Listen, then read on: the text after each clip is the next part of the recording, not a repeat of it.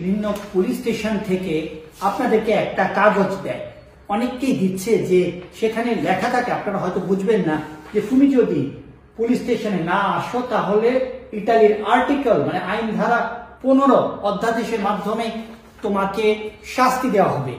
এটা ইতালিতে আগে ছিল না, কিন্তু বর্তমান সময়ে অনেক police station Milan, Rome, Napoli, Venice, Bologna, Torino, Genova, তারা এটা নতুন একটা স্ট্র্যাটেজি তৈরি করেছে।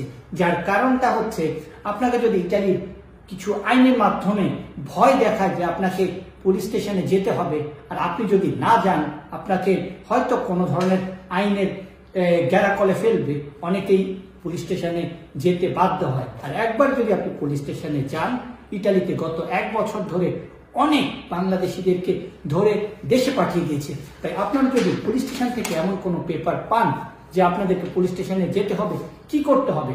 অবশ্যই একজন আইনজীবীর কাছে আপনাদের যেতে হবে, তাকে কাগজটা দেখাবেন কি কারণে আপনাকে সেই পেপারটা দেয়া হয়েছে।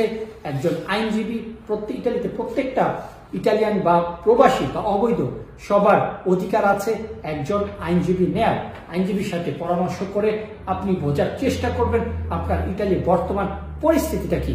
আমাদের মিলান ভিয়া জাম্বেলিনো 12 নম্বর অফিসে আপনি আসতে পারেন, আমাদের সাথে ডিসকাস করতে পারেন। শুধু মিলান না, নাপোলি, পালের্মো, রোম, যেখানে আপনি থাকেন না কেন, আপনি সবসময় আমাদের কাছে আসবেন।